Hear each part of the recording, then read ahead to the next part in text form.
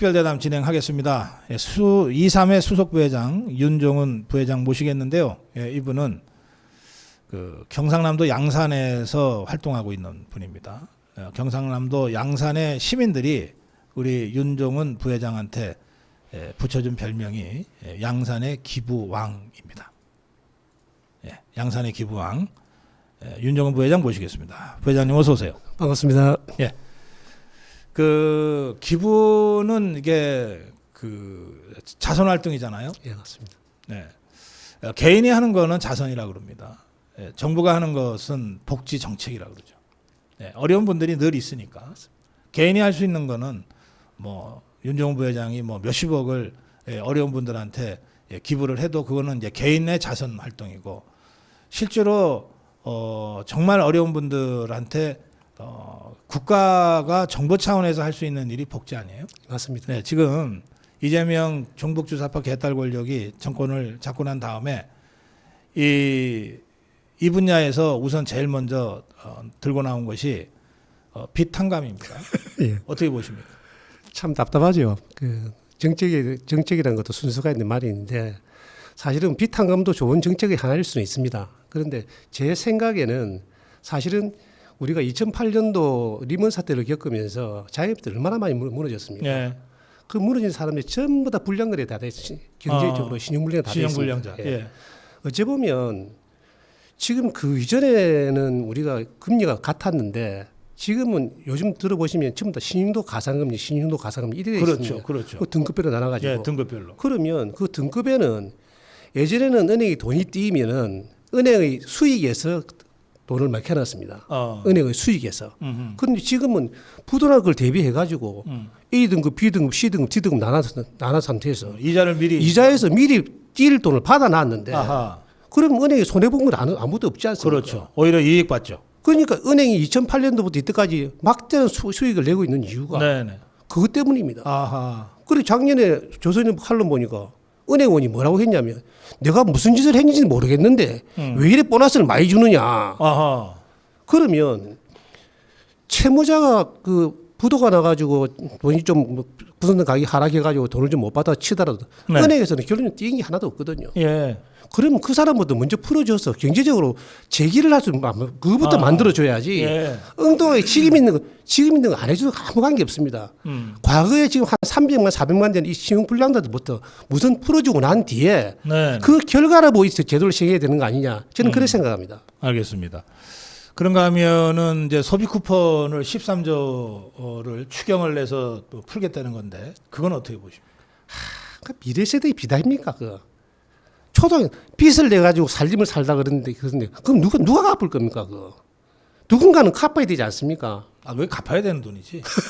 누군가는 갚아야 될 돈을 아니 마이너스 통장 내서 나눠준다는 거 똑같지 않습니까? 이거? 그렇죠. 왜 이런지 잘 모르겠어요. 그래. 예. 미래 세대의 빚은 누가 책임질 겁니까? 참 답답한 정책을 하는 거 보면은 그럴 줄 알고 이재명이를 한 40몇 %가 찍은 거 아니에요? 그게 뭐 당일 선거를 보면 뭐 37.96% 찍었던데 당일날 그렇죠. 투표날. 예. 네. 그러고 뭐 김문수 후보가 53% 받았는데 그게 뭐 중학교 3학년 공직에 나오는 표준 편차 범위를 보면 이재명이가 제대로 많이 받아봐야 39.99% 0.03%입니다. 엉뚱하게 나와서 이렇게 되긴 됐는데 네네. 어쨌든가 국민의 53% 그리고 이준석이 찍은 8% 결론적으로 62%는 국민의 62% 이재명이 싫다는 겁니다. 그렇지. 예. 그런 사람이 정책을 내면 뭐가 되겠어요, 이거? 그저께 부동산 폭탄이 터졌는데 그건 어떻게 보세요? 똑같은 이치 아니겠습니까? 아니 한 사람 머리에서 나오는 정책들이 포퓰리즘 정책이 내놓는 것보다 다 똑같습니다. 같은 그게. 머리에서 나오니까 똑같은 게 나온다. 예. 예. 그 머리에서 아니 진행의 한계가 그것밖에 안 되는데 지능의 한계다. 그런 것밖에 안 나오죠. 예. 더 이상 좋아질 게 아무것도 없는 거예요. 네. 그 사람 머리에서 그런 더 이상 나올 게 없지 않습니까? 포퓰리즘 정책 거기에 맛을 본 사람이기 때문에 네. 무조건 자기 돈 그러면 나눠주겠습니까? 자기 돈이 아니니까 나눠주는 거예요. 지하고는 아무 관계 없거든. 나라 돈이거든. 결론적으로는 그래 하는 그 모든 정책들이 미래 세대는 다 빚입니다. 우리 자식 세대 다 빚을 넘겨줘야 될 거 아닙니까? 알겠어요. 그 김민석이부터 해서 뭐 장관 지명자들이 쭉 언론 검증을 통해서 지금 검증되고 있는데, 그리고 청문위원들이 이제 자료를 이제 하나씩 발표를 하고 있는데 보니까 예, 뭐 무슨 편법 불법이 아니면은 아예 장관 자리에 못 올라가는 것 같아. 이 이재명 개딸 정권에서는. 저는 뭐 박사님 질문 말씀하시는 것도 동작을 예. 하지만 사실은 그 부류에 있는 사람들이 네. 다 같은 생활 행동 방식을 가지고 있을 거 아닙니까? 예, 비슷한 생활 형태. 보통 유유상종이라고 음. 같은 사람들이 모이는 겁니다. 근데 그런 사람밖에 안 나오죠. 뭐 새로운 게 나오겠습니까? 지긋들 딴에는 어쨌든 고르고 골랐을 텐데 그게 그 나물의 그 밥이다. 똑같죠. 유유상종이니까. 어. 이재명이 저런 사고 치고 댕기고 하는 그 사고 치는 사람이 사고 치는 사람이 더 있습니까? 전과자는 전과자들끼리 모여 사는 거예요, 그냥. 그러니까 그런 사람 부류에 있는 사람이 더 이상 좋아질 게 아무것도 없습니다, 이거는. 그리고 지그들끼리는 뭐 다 비슷비슷한 그 정과들을 갖고 있으니까 특별히 그게 결격 사유라고 하는 생각도 못 할 거고. 뭐라죠? 그 도덕질이 죄인 줄 알면 도덕질 하겠습니까? 그 인식을 못하는 사람들이에요, 이게. 인식 자체를 못하니 그런 짓을 하는 겁니다. 그래요. 그런가 하면 지금 사실은 이제 이 외교 참사 문제가 사실은 굉장히 심각한데 그건 어떻게 보십니까? 정치를 이래 저도 보지만은 아니 갑자기 5대 강국의 대사를 다 불러들이는 건 뭡니까 이거? 이래 가지고 뭐 정권 압력 넣어 가지고 얘기하는 이래 가지고 그 5대 강국들이 가만히 있겠습니까? 나는 이게 아무리 저 사람이 좋은 아이디어를 짜내도 생활이 반경이기 때문에 더 이상 좋은 아이디어 나올 수 있는 끈덕지가 전혀 없다고 생각합니다. 저는. 한 달도 안 지났는데 더 이상 기대할 수 없다. 할 게 아무것도 없잖아요. 현실을 보십시오. 현실을. 알겠어요. 자, 그래 부회장님. 그러면 뭐 저것들한테는 애초부터 기대도 없었고 저것들이 권력 잡으면 진짜 큰일 날 거라고 다들 걱정하면서 이제 대선을 치렀는데, 근데 이게 뭐 한 달도 안 돼서 지금 막 현실화되고 있잖아요. 그러면 우리 자유파 국민의 정책 대표체라고 하는 국민의힘에서라도 뭘 좀 제대로 싸워줘야 되잖아. 예? 아니 뭐 머릿수에 밀려서 어쩔 수 없이 뭐 법이 통과가 된 수도 있지만, 그러나 예전에 패스트트랙 때도 우리가 압도적 다수 때문에 밀렸지만 싸웠잖아. 예, 맞아요. 그리고 뭐 한 수십 명의 현역 의원들이 그것으로 뭐 고발당하고 그 재판도 받고 그러잖아요. 어쨌든 싸우잖아. 예. 예. 지금 국민의힘 왜 안 싸우는 거예요? 제가 그래서 요즘에 저 국민의힘 중앙위원회 부의장이지만은 네. 제가 부끄러워서 요새는 국민의 짐이라 합니다. 이 국민의 짐들이 답답한 거는 어제 아래 신문 보니까 네. 자유우파 국민 뭐 115만 명을 서명을 받아서 더불어민주당 해체하겠다고 해산 청구한다고 하는데 예. 제가 보기에 115만 명 괴롭힐 게 아니고 지금 이 정도 되면 원내대표가 차라리 107명이 그냥 사직을 해야 됩니다. 사직을 하면 현재 그럼 193명 남잖아요. 그럼 의회 구성이 안 됩니다. 그거부터 해서 바로 잡아야 됩니다. 이게. 송원석 대표 원내대표가 당대표당한 첫 일성이 과거는 이자 묻고 미래는 모으겠다. 저는 그 말고 답답한 게요. 예. 지나간 과거는 옛말에 지나간 과거는 미래를 보는 거울이라 했습니다. 지나간 과거를 이렇게 엉망으로 만들어 놨는데, 그리고 첫 일성이 혁신위원장이라는 사람 안철수를 떡시기 났어요. 네. 그 사람은 혁신의 대상이지 혁신위원장이 아닙니다. 아니 대선 때 후보 나와서 부정을 믿습니까? 이런 사람을 그런 사람을 혁신위원장 시키는 그 사람도 뭐 하는 사람입니까?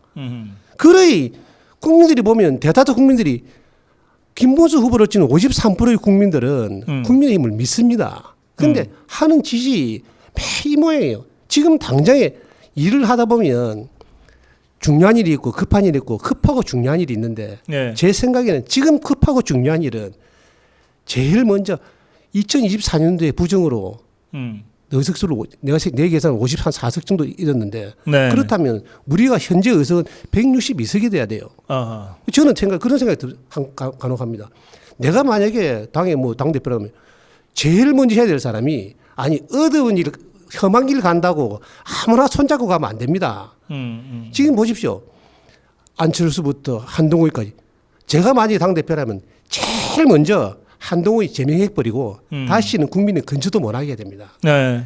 왜냐하면 2024년에 그렇게 압승으로 밀어줬는데 도덕질을 당했는지도 모르고 대선 후보 나와서 둘 다 하는 소리가 부정선거를 믿습니까?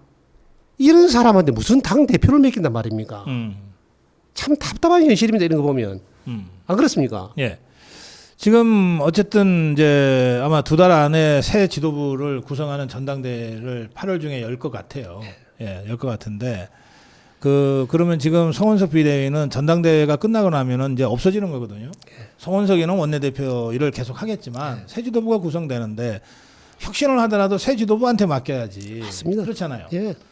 자, 새 지도부 구성과 관련해서 저는 정말 마지막 기회라 생각하고 6가지 조건을 제 방송을 통해서 여러 번 얘기했습니다. 자유파의 정체성이 확고해야 되고 이재명 괴물 독재 정권과 싸울 투쟁력이 있어야 되고 박근혜 대통령, 윤석열 대통령 명예회복을 실천해야 된다.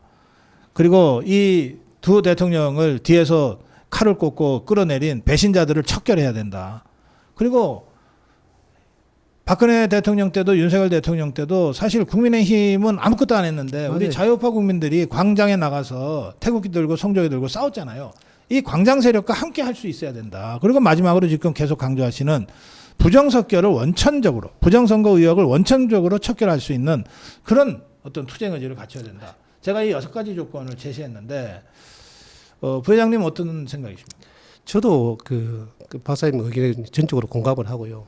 지금 우리 당의 한 현실을 보면 네. 아니 이 부정선거가 저도 뭐 그 방송을 몇 곳이 했습니다마는 부정선거 2020년부터 일어났습니다. 예. 그럼 2020년, 22년 대선, 24년 총선, 25년 대선 이 4번의 부정선거를 통해 가지고 그렇게 당하고도 도둑질 하는 놈은 나쁜 놈이지만 이렇게 알고 당하고도 가만히 국민이 도대체 뭐 하는 사람인지 모르겠어요. 네네. 그러고 또다시 표를 돌라. 나는 부끄러워서 국민들한테 그 말을 못 하겠습니다. 지금쯤이면 진짜 야당이 강한, 야성이 강한 사람이 저는 한 가지 또 그런 거 하고 만약에 당 대표가 누가 되든 제일 먼저 하셔야 될 일은 100명 의원들 전부 다 사표 내게 만들고 사표 내서 다시 하자. 총선 다시 해야 된다. 그리고 그래 되면 윤석열 탄핵도 원칙 무효다 이게. 왜 이런 일이 벌어지고 하는지 이걸 왜 바로 잡으려고 생각을 안 하느냐. 네네. 115만 명한테 서명 받아서 민주당 계산하지 말고 107명이 그냥 던지면 됩니다. 그러면 자동적으로 의회 구성은 안 되는 겁니다. 200명 미만이기 때문에 저는 그렇게 생각합니다. 여기 우리 윤종훈 부회장님 말씀 들으면서 이 댓글이 하나 올라와 있어요. 이분이 당대표 하셔야 할 듯합니다.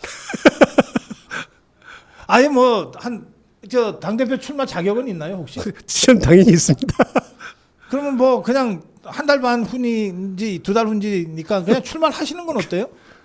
이걸 맨날 저하고 대담하면서 뭐 이렇게 얘기해서야 뭐 되겠어요. 그냥 출마해갖고서 당대표 돼갖고서 그걸 실천해버리면 되지. 맞아요. 우리 2~3위에서 누구라도 나오면 예. 진짜 야성이 있는 사람이 싸울 수 있는 사람이 예. 싸워본 사람이 해야 됩니다. 지금 이래가지고 부정이 일어나도 이야기를 하나 어떤 사람은 부정선거 연관하면 뭐 한 지역구에서 똑같은 사람한테 똑같이 부정으로 당해도 입 딱 다물고 있고 아하. 이런 사례가 한두 건이 아닙니다. 그러니 지금 이게 아무리 떠들어 107명 안에서 그대로 있는 사람들입니다. 저는 이 부정을 보면서 한번 그런 생각을 해봤어요. 가만히 지금 왜 저렇게 안 떠들고 있을까? 내 혼자 생각은 미래통합당이었던 국민의힘이었던 공천만 받으면 떨어지든 붙든 일단 선거 보전 비용은 받습니다. 아하, 그렇지. 받잖아요. 15% 이상은 예, 다 받으니까. 받지. 근데 그 다음에 선거 부정을 안 하고 왜 부정을 안 하느냐? 결론은 소송 비용하고 또 이거 재검표하지 않으면 그 비용이 만만치 않습니다. 아하. 그 돈 때문이 아니겠나? 아하. 그 외엔 다른 결론을 얻을 수가 없어요. 그러네. 돈 다 받았겠다. 그런 일 하기 싫은 거예요, 그냥. 다음에 또 공정 떨어지도 또 공정 주거든. 이거 맞출 때 나가야 됩니다, 이거. 지금쯤이면 115만 명 괴롭히고 우리 김문수 후보 측은 53% 괴롭히지 말고 차라리 국민이 박수 쳐줄 때 그때 과감하게 던져야 됩니다. 여기 댓글에 107명이 아니라 한 명도 던질 자들이 없을 거다 그러는데. 그걸 어떻게? 당 대표가 되면 설득을 해야죠. 어. 이거 우리가 죽는다 이거. 필사적성의 생각으로 살아야 된다. 이게 우리가 죽는 것 같지만 우리가 사는 길은 이길 밖에 없다. 차라리 민주당 해산하려 하지 말고 우리가 해산하면 된다. 107명이 던져버리면 어차피 의회 구성은 안 된다. 그때부터 다시 해야 돼. 총선 다시 하자. 지금 말씀하시는 이게 그 우리 헌법에 국회 구성이 200명 이상으로 한다 이렇게만 돼 있거든요. 그러니까 200명 이하로 그 의원 그 재적수가 떨어지면 헌법상 국회 구성이 불가능해지는 것이라고 하는 주장인 거예요. 맞습니다. 예. 그러니까 다른 사람들 115만 명 서명받아가 민주당 해산할 게 아니고 107명이 그냥 던지면 됩니다. 네. 여기 윤정은 부회장 그 당대표 출마 그 응원 지지 댓글이 엄청 많이 올라오는데.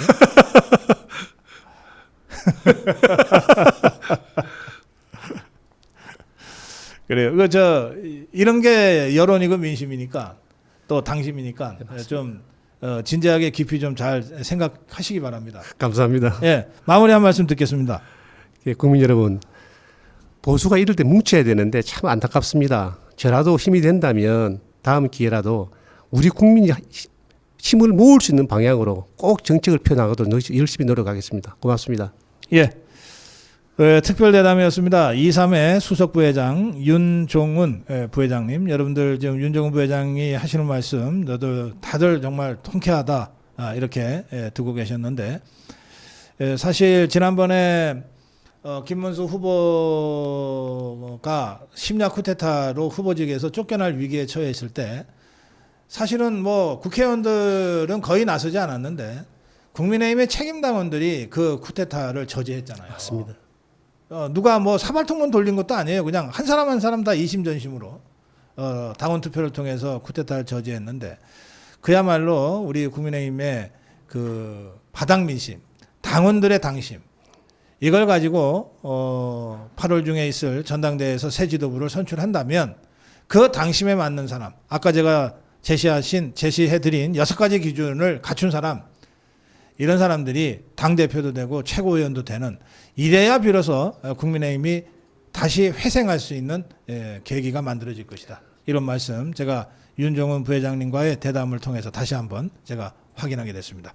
오늘 말씀 여기서 마무리하고, 그리고 오늘 아침 생방송도 여기서 정리하겠습니다.